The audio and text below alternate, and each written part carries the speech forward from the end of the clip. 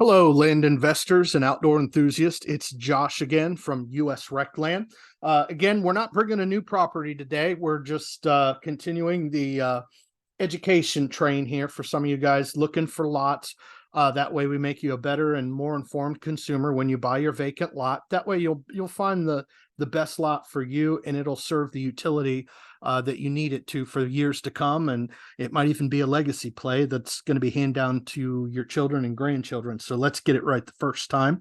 Plus, I know some of you land investors are out there growing private portfolios already. So if you're already a land investor, this will still serve, maybe give you some ideas, maybe some additional components to add on to your investing strategy, to your existing portfolio, and get some different properties that'll kind of diversify the land portfolio itself, in addition to any other investments that you have. So we're going to jump right into it today. What we're talking about is land banking and building your own private portfolio of land holdings. And this isn't just for high-level financial folks or professionals or people with a lot of discretionary funds. I'm speaking to them as well, of course, but anybody that is interesting in having an investment with a high return on investment, with limited risks, and also other opportunities to maximize risk and the opportunity, with land that's willing to be creative and strategic and learn a little bit about it. The average household should have a small portfolio of land. That's my opinion, but I'll give you some reasons and support that statement here as we move through it. But I believe the average American household should strive to own a small strategic portfolio of land. There's just a myriad of uses that you can stack the monetizations, including, a buy and hold strategy, just leaving it vacant, not doing a thing, but just waiting for values to go up. Development of that lot, dropping a mobile home, tiny home, manufactured, modular, single family, cabin, maybe doing that for long-term, short-term rentals. That's just, the tip of the iceberg here.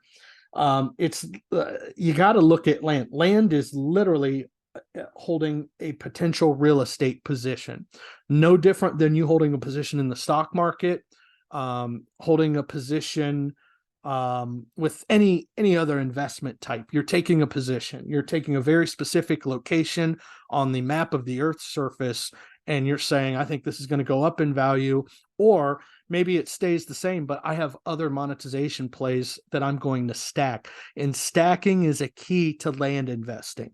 Okay, period. You want to buy it, and you want to know that you have 3, 4, 5 different ways to monetize it, not to mention 2 or 3 different exit strategies, which in turn tend to be the monetizations.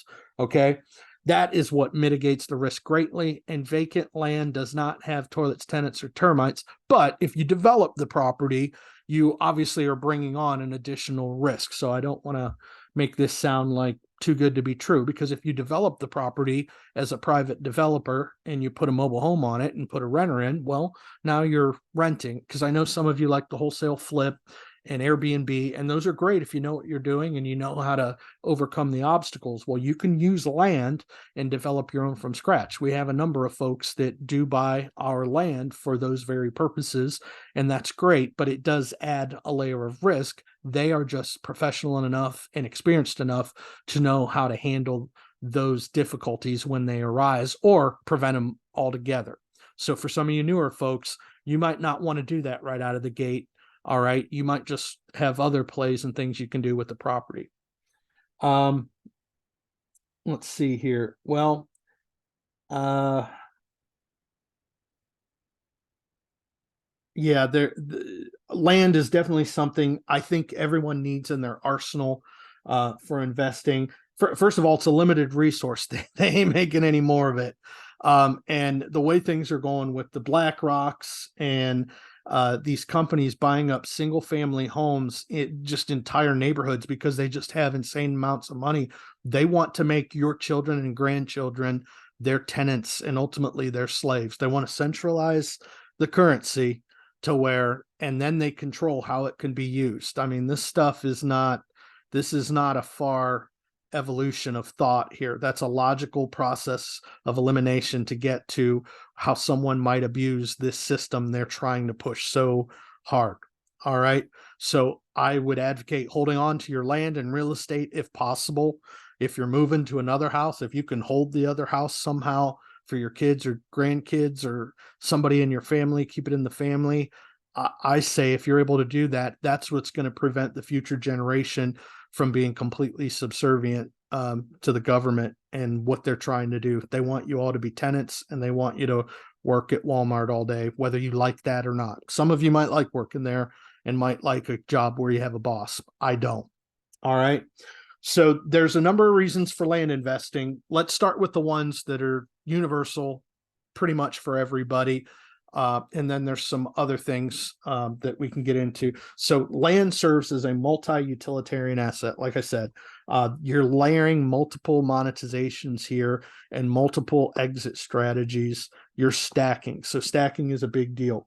You can utilize some of the items on the list below. I'll go through. I'm not going through an exhaustive list. I'm just going to kind of throw a bunch of different things at you at random. It's not an exhaustive list, just to get your mind thinking, to brainstorm, to start saying, hey, yeah, I could do that. Hey, oh, well, yeah, I've always been interested in learning how to do that. And I could do that on the land while maintaining my buy and hold strategy, because the vacant land's just sitting there unless you developed it. Might as well go throw a garden on it. Might as well do beekeeping. Maybe you have enough acreage where people can come. You want to put cabins on it, or maybe they're going to have a shooting range, and you can charge people. You can lease it to farmers, solar farms, and companies looking for energy. Again, you'd have to have enough land, but those are just random different ideas for you. But the buy and hold it to sell it at a higher price is probably the easiest and the highest play. But sometimes that difference might, that might be a 5 to 7, 10-year time horizon when you do a buy and hold. There's some things you can do in the meantime. Buy and hold is just kind of part and parcel with it. And I mean that literally, part and parcel. Okay. But there's just so many things. You can grow crops, flowers, trees. You can start a fruit orchard on the lot. And I'm talking lower level. I'm not talking about, 500 trees where it's a commercial ag operation. I mean, if that's what you want to do, you can grow it on premise, just because you're not allowed to sell it at the front because it might not be agriculturally zoned for a farm stand. That doesn't mean you can't grow on your property and transport it somewhere else where you sell it. Okay. Some folks enjoy beekeeping, or like we talked about, recreational property. If it's near a lake, river, stream, fishing, hunting, riding ATVs, I mean, all the outdoor experience, hiking, geocaching. But you can develop the lot yourself, which also gives you equity.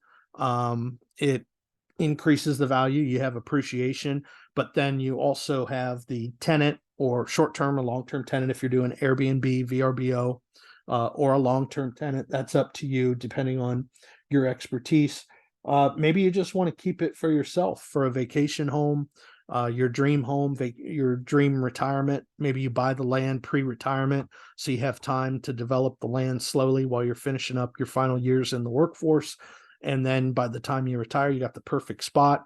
So the land portfolio would then need to be definitely part of your retirement planning and financial planning process. A lot of financial planners don't know anything about it. They're going to dismiss this, but I'm going to tell you right now, the ROI, I'll take their combined ROI on every bullshit, document that they give you for different types of stocks, bonds, and things, and it'll get beat tenfold with land investing once we talk about some of that. So I would definitely consider land. There's a few ways you can kind of do the land investing, even outside of buy and hold. You could do land investing as kind of a pseudo active, even in retirement. It's an excellent sunsetter occupation to ensure that you're financially secure, even if you have a retirement. You might even like it. You might have fun with it. Keeps you busy, keeps your brain working. And if you did it right, you wouldn't have to do, too terribly much work. You wouldn't need to flip 400 pieces of land in a year to do it. You could be smart about it, invest a little bit up front and get the flywheel going to where You might do 10 deals a year, part-time, spare time, while you enjoy your retirement. Okay. That's just that's just one aspect of it here. And then you might have timber rights on the property. Again, these are things that are like inherent with the lot. I'm not really getting into usage because this is all universal stuff. It's just a matter of if you're interested in that type of thing and what you would personally choose. But you might have timber, you might have natural resources, you might have access to mineral rights if those conveyed with the deed. If they didn't, no big deal if you're not interested in it. There are a few states where that becomes a problem. Because you can typically still build on a property with surface rights. I know a lot of folks want the mineral rights in case they get rich. Well, if no one around you in a 300-mile radius is rich, I'm sure the geologists have already looked or are currently looking. If there's people kind of on the fringe outside of where your lot's located, okay, maybe, but you can still live on a property with surface rights and have a home, and you usually don't have an issue. There are some states where as soon as you drill a well or anything below ground, they have all these regulations because you're not the mineral rights owner, but that's a whole other ball of wax. Colorado. All right, so another thing, again, if depending on the type of lot, but if it's a rural lot, suburban lot, things like that, I mean, there are things such as leasing it for paintball. Guys like to play paintball. It could be all kinds of other outdoor activities. Just camping, you can lease land for camping, maybe bushcraft, survival course, a community garden. You can offer it for fairs, festivals, concerts, maybe a storage spot for toys, or lease it to other people, build some small metal buildings, start leasing it out for storage, and then build more buildings over time for more storage, build you a little storage business on the land. Again, it's just sitting there. And if you did the storage business, the land is going up with the value of the improvements. So you're actually abbreviating your buy and hold strategy while you're collecting the money on the actual storage operation on that.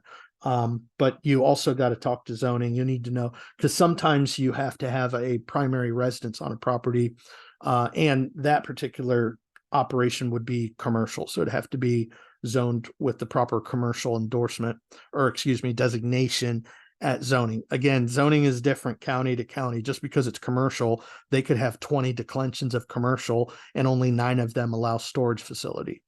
Yes, there is a little bit of technicality, but once you look into these things, you can be pretty, you can be dangerous. All right. All right. So let's look at an example here. So I just want to, it's one thing to talk about. It's another to look at a lot and put the lens over it. And I know you guys, you don't do this all day, so it's just a picture to you. All right. So I'm just going to kind of talk conscious thought here. So we're looking at the lot. Here's the lot right here in turquoise. I got some buildings, obviously.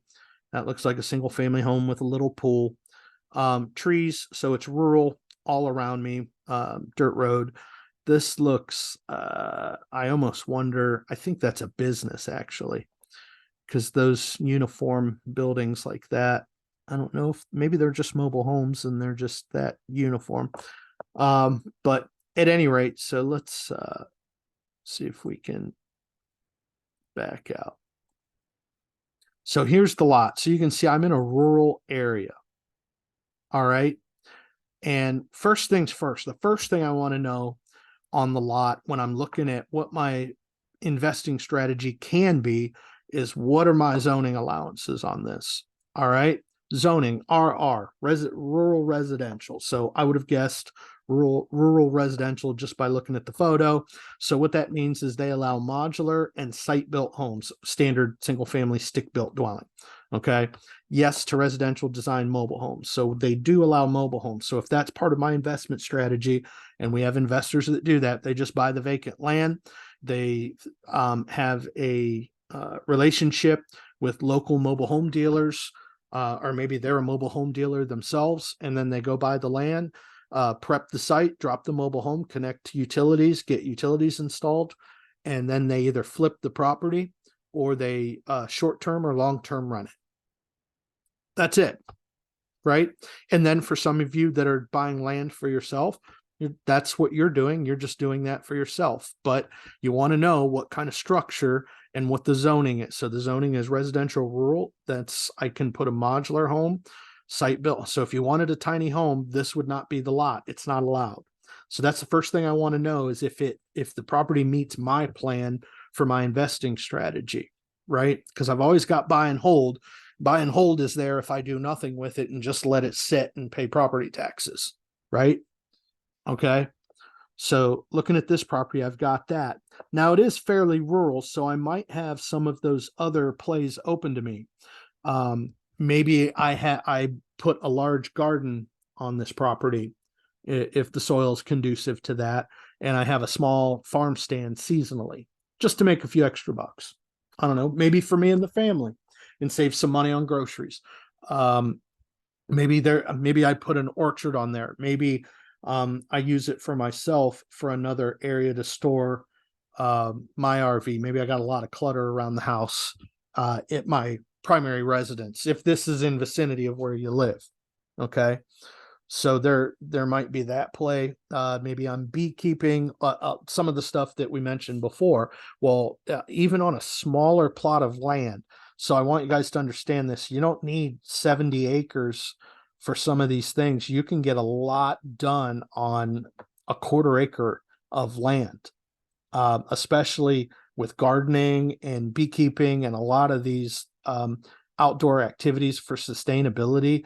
There's a lot of very creative ways to grow crops to where you need minimal soil and minimal ground to get a nice crop yield. Okay. So there's a lot of stuff like that that's available to you.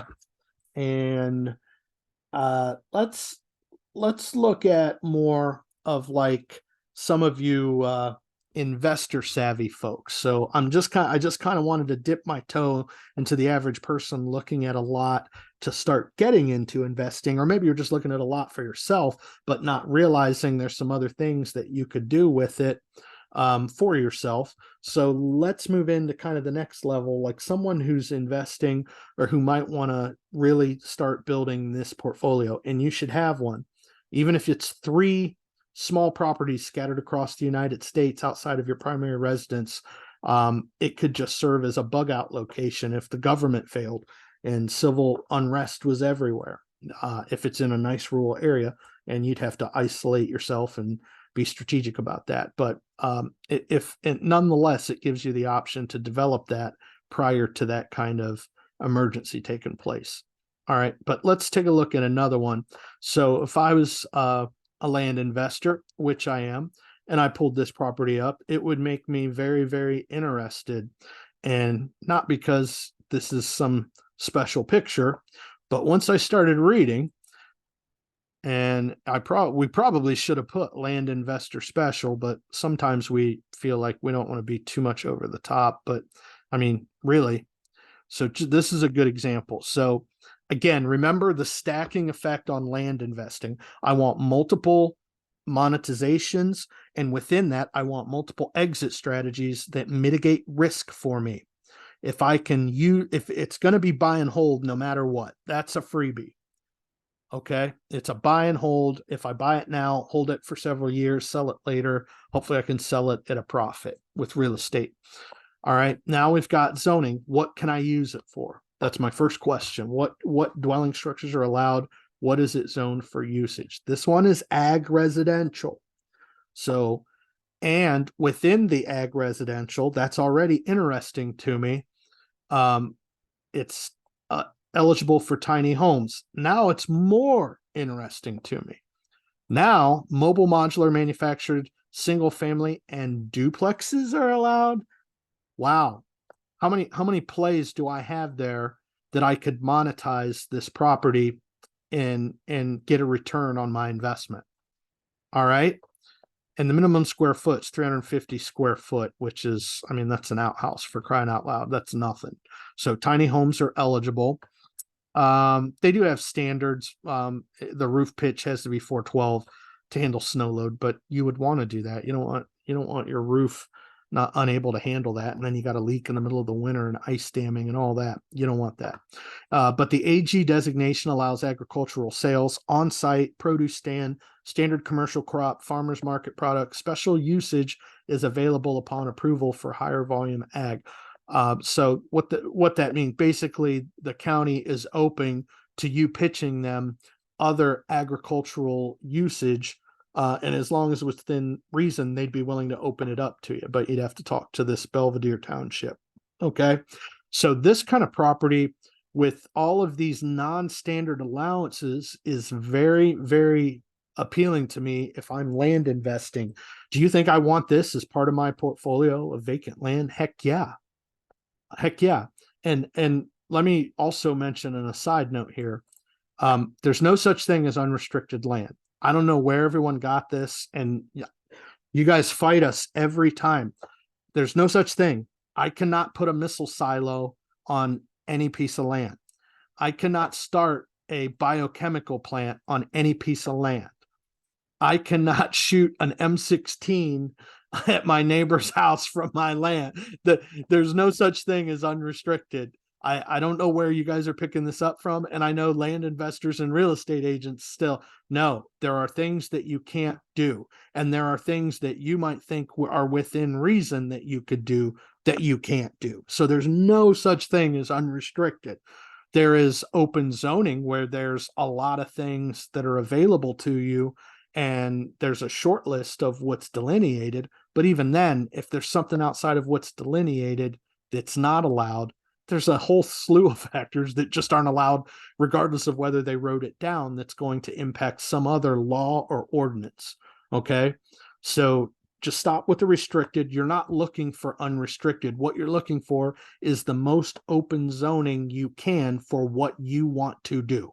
Simply put, you can argue with me all day. There's no such thing. We do this for a living. So you're not looking for unrestricted. You're just looking for, well, what do I want to do with the property exactly? Well, as long as it's open to that and it's fairly open zoning to a few other things I might want to do in the future, which you should double check. You should know what you might want to do in the future before you buy it.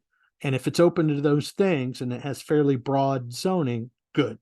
So when you say unrestricted, what you mean is you want broad zoning based on what you specifically want to use the land for. And then that means you're looking at the zoning, the land usage, and the type of dwellings and structures allowed.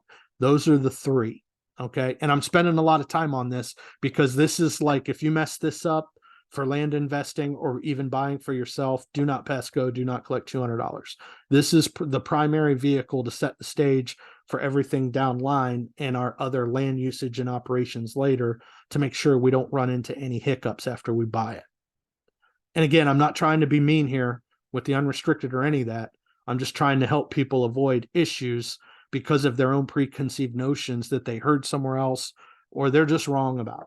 It's not true. Okay. So this one, highly, highly interesting to me because of the usage on this lot. Okay. And this property also, this particular property is right at the corner of this intersection, and this is a main thoroughfare. So if I did use it for commercial use, then this property would be ideal. And it's partially cleared, and I can see the poles.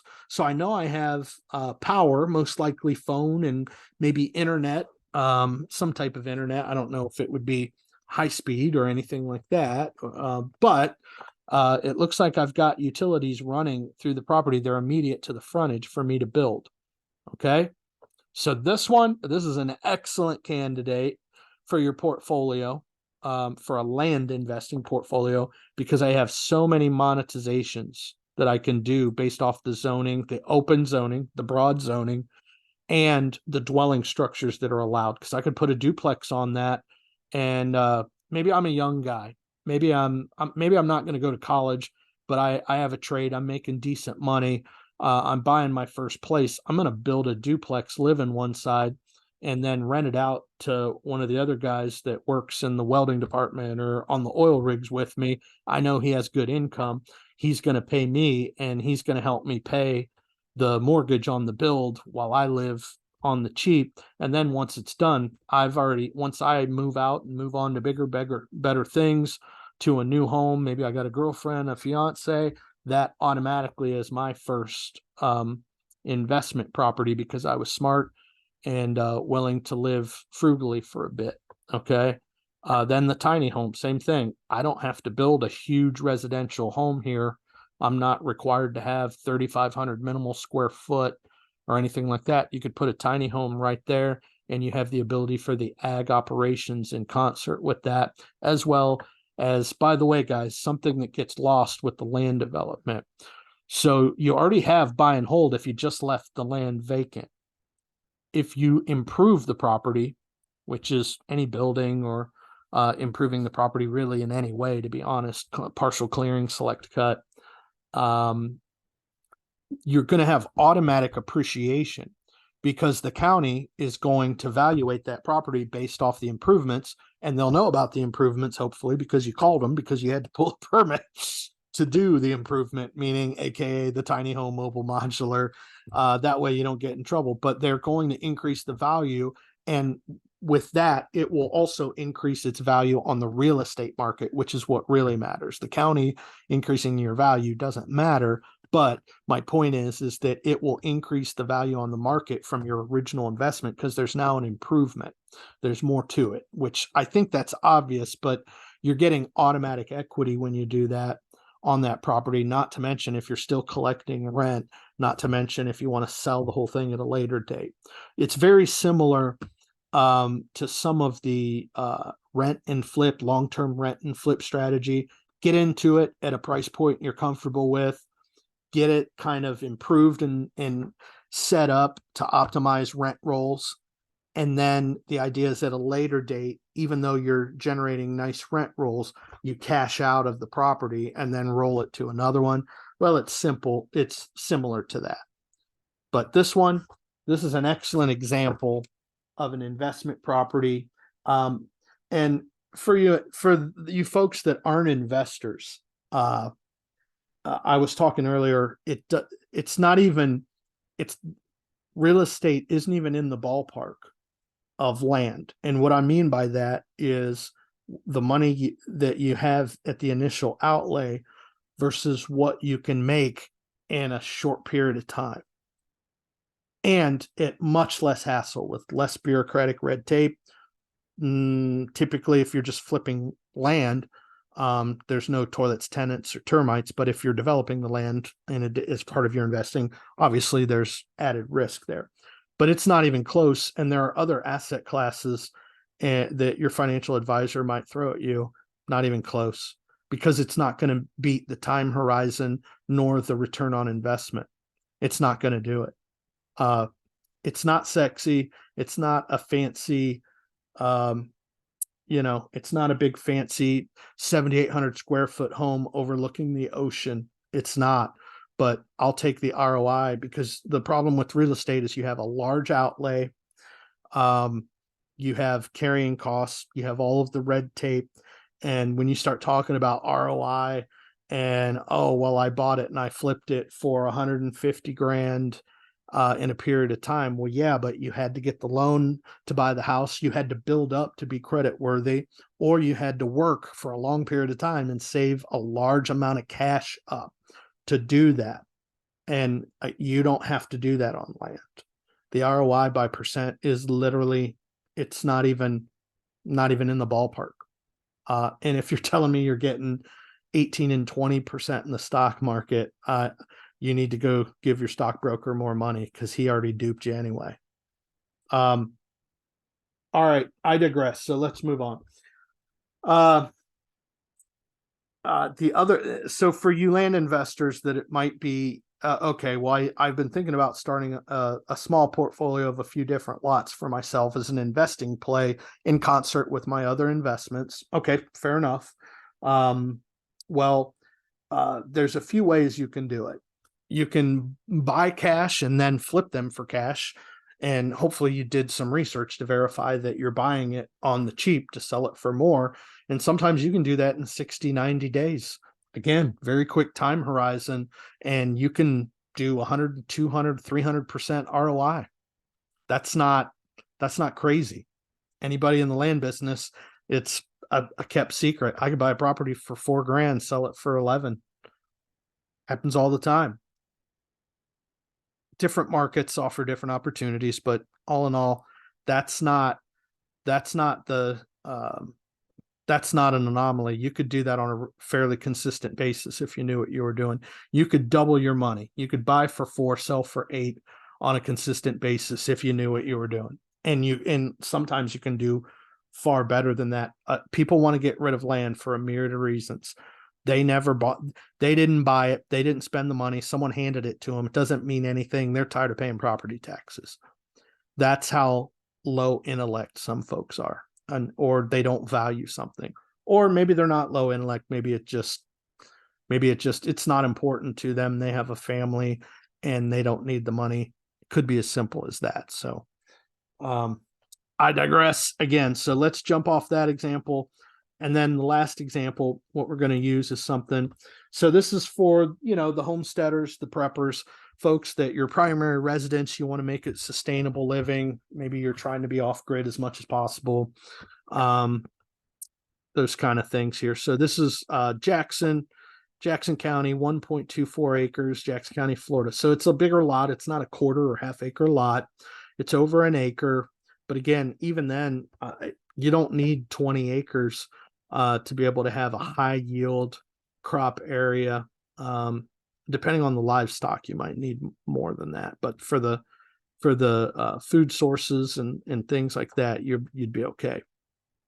So for this one, what are we looking for? And we're looking for zoning RSF1.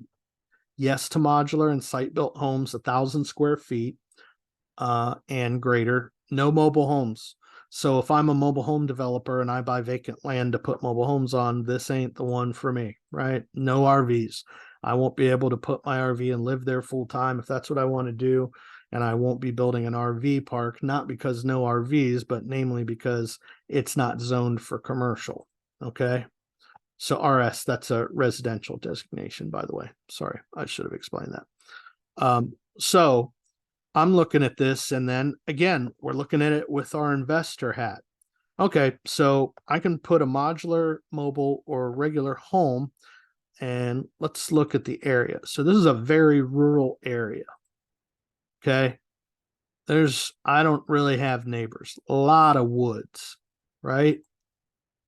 A lot of very rural, off the beaten path. I don't have people all around here. So again, might be a great candidate for a huge garden, orchard. Maybe I'm doing beekeeping.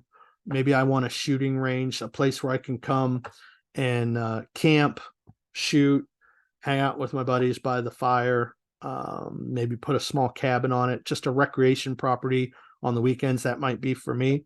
Or I'm putting a property on it for short and long-term rental. Now, for short-term rental, I don't think I mentioned this. If you're doing Airbnb and VRBO, that's a specific allowance. So just because you're buying a residential lot does not mean that Airbnb and VRBO is allowed. Different counties handle it differently. Sometimes it requires a commercial designation that allows short-term rental within it. Sometimes it's which residential delineation allows it, because you might have 12 residential designations in that county, but 4 of them allow short-term rental and the other 8 do not. See how specific it is? Again, I want you guys to check this out, but you're going to be able to put together a great land portfolio that's going to grow. And it's not just going to grow on value. It's going to grow with the other ways that you're developing properties and being able to flip and get a return in a short period of time. So you can actually stack these properly. And this is a big point. You can stack these properly to where you're hitting 3 time horizons on a return on your investment. You're getting a short-term return. You could get a median return or a long-term return. So if you had a small portfolio of properties, you might have one property where you're just going to flip it, and because you think you can sell it for more than you bought it for, you think you got a great deal. You could sell that one in 60, 90 days. Boom, you just made a return. You might have something that you're just going to buy and hold, and say after 5 to 7 years, real estate has come in.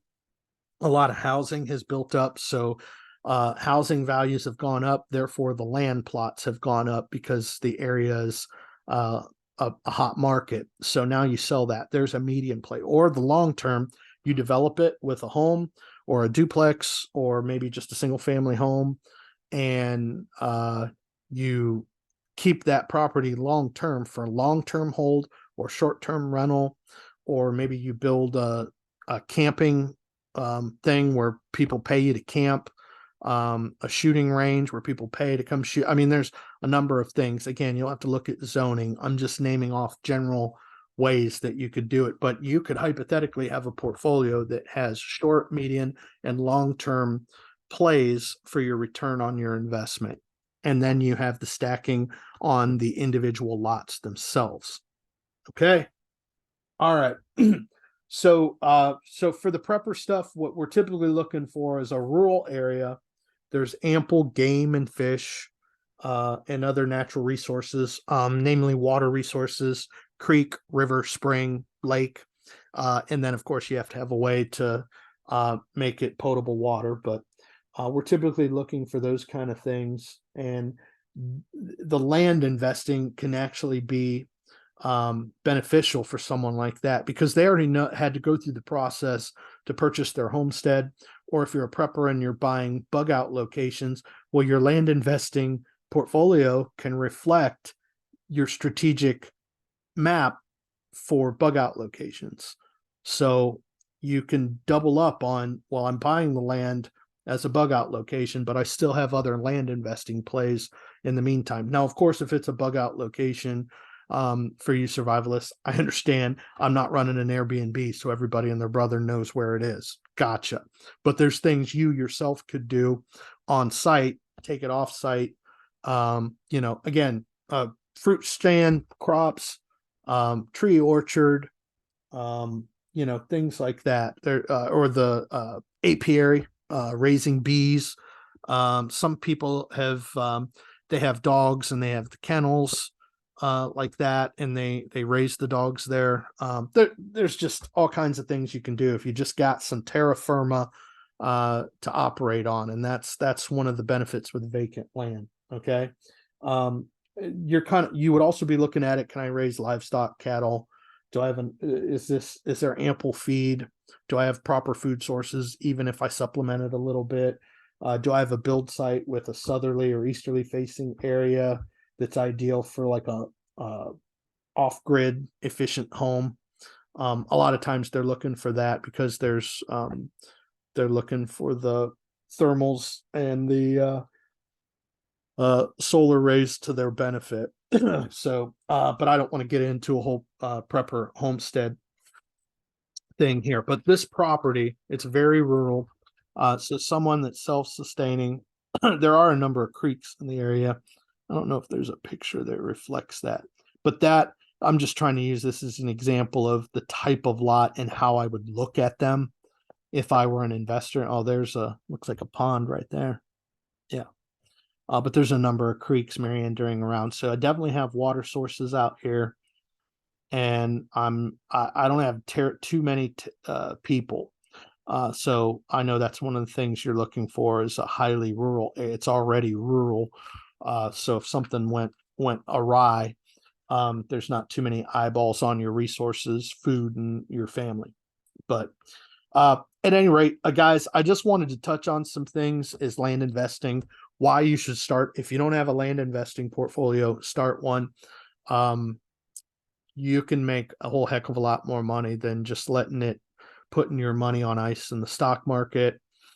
I know people make money with real estate. There are tax benefits to real estate that's improved that you don't get with vacant land. That is true. But the money that you can flip over time, if you know what you're doing, and if you stack your economic plays, the percentage, the ROI, getting 6% return on a rental is not exciting to me whatsoever. Getting 10% return on a rental is not even exciting to me. You should wonder why. Right? So, at any rate, so the key takeaway is that, hey, you can generate an amazing ROI as an investment vehicle for properties if you own vacant land, but you got to have the land. Again, the land itself is a potential real estate holding position, basically, if nothing else. And you can overlap your strategies and stack them. And then within your portfolio, you can have different strategies for each lot to where you have a short, medium, and long-term play. That way you are generating some cash flow, short, medium, and long-term, and you can start to snowball that and develop it over time, especially if you're buying lots and selling them. You can owner finance, you have monthly payments, or if it's just a cash flip, cash for cash, you can really do well. It's a great sunsetting, again, retirement thing. If you've worked a long, hard life and you know a little bit about a computer, you're fairly computer savvy, you could make a nice full-time wage, part-time spare time to supplement your retirement. Sorry. You could do pretty well. All right. So you guys all start looking and start planning. What do you want? What kind of land investing portfolio do you want to build? Start identifying areas, locations, strategies, because you need the zoning for the strategy, remember. So if you find zoning that allows tiny homes and you want to do tiny homes, well, that's what you're looking for, right? But you guys should get started on it. It would, in whatever capacity spoke to you today. I just start a portfolio. You won't be disappointed with it. And again, they're not making any more of it. If you can put together a private land portfolio, you're also doing your part to keep it away from corporate America, Blackstones, and people that want to develop it. And then we have no control over our own housing. I'd rather you, the private citizen, and myself own it and be able to sell it instead of have them control us and try to make us rent from them, take it or leave it kind of scenario. But at any rate, so this isn't a commercial, but we have a lot of great lots just like these. I just use them as examples. So if you're a newbie, that just because I use it as an example doesn't mean you could just buy this. You should just buy this lot. What it means is you should consider what you need to know to properly vet the lot and execute that plan. I'm happy to talk to you about that if you're really interested, but you need to know that. Then we'll go through the process of selling the property and you'll already know what you're going to do and how you need to get started with your plan. Okay, so it's not commercial, but we do have a lot of land. It is a vacant land company, so feel free to take a look, subscribe, check us out, usrecland.com. But if you guys have any questions, give us a call. We're happy to go through it with you. So until next time, happy land investing.